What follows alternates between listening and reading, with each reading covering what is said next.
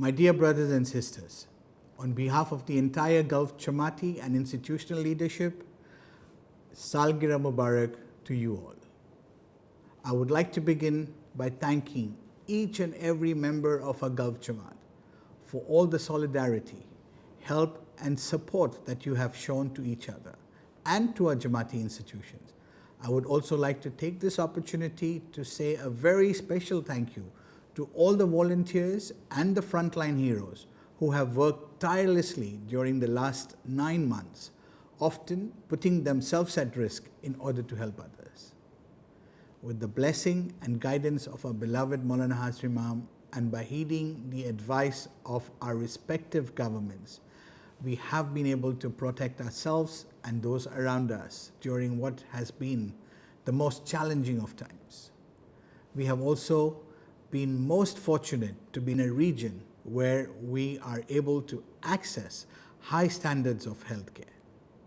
However, notwithstanding all these blessings and advantages, it remains mandatory upon us all to continue to adhere to the disciplines and governmental advice, which have to date enabled us to navigate the risks of COVID-19. In particular, it remains essential that we adhere to the below advisory. Advisory number 1, remain vigilant and keep ourselves updated with the current news with regard to health matters, the economy and regulatory changes, taking particular care to remain up to date and in compliance with government regulations. Advisory number 2, remain economically strong. Now more than ever, cash is king and we must live prudently.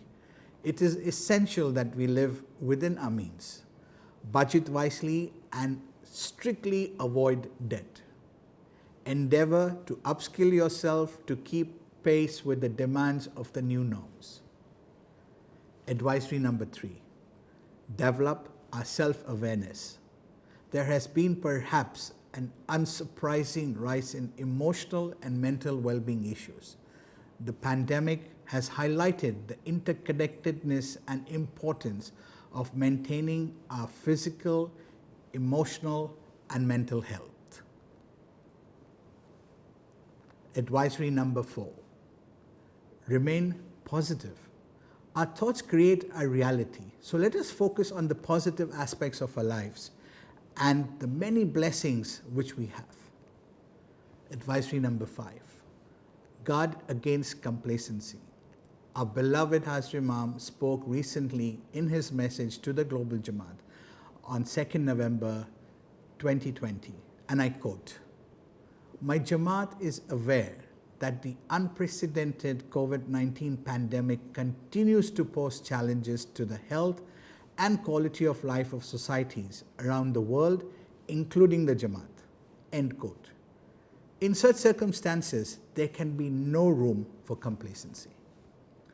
Whilst work continues apace on the development of a vaccine, the physical distancing and social hygiene measures we have been asked to take, though simple, remain essential and effective.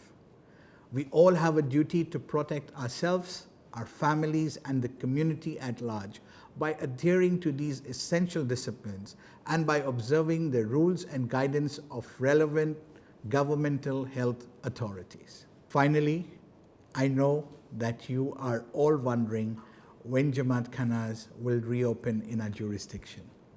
We want you to be aware that the leadership is heavily engaged in reopening plans, which are at an advanced stage. The government has laid down certain mandatory protocols for social gathering, and these keep changing as per the changing dynamics. Thus, we have to be patient to be able to translate these protocols to our internal processes and guidelines. And we cannot be reckless about this, as this has been the guidance of our beloved Maulana Hazrat Imam to the leadership pertinent to the reopening of community centers. Be assured that as soon as we are able to share details of the approved reopening plan, we will of course do so at the earliest opportunity. Meanwhile, I would again emphasize the importance of downloading and activating the IIUAE app, which will, as in other parts of the world, play an essential role in the communication of our reopening strategy to you all. We would urge those who have not already done so to download and activate the IIUAE app on your smartphones and refer frequently to the.ismaili microsite, where you will find a wealth of materials on economic updates, health and wellness matters, AKDN updates, and webinar information. In closing, I would like to thank you for listening and for your ongoing support of each other and our institution. Stay safe, stay healthy, and maintain social distancing. Remember, we are all responsible. Once again, Salgirah Mubarak to you and your family.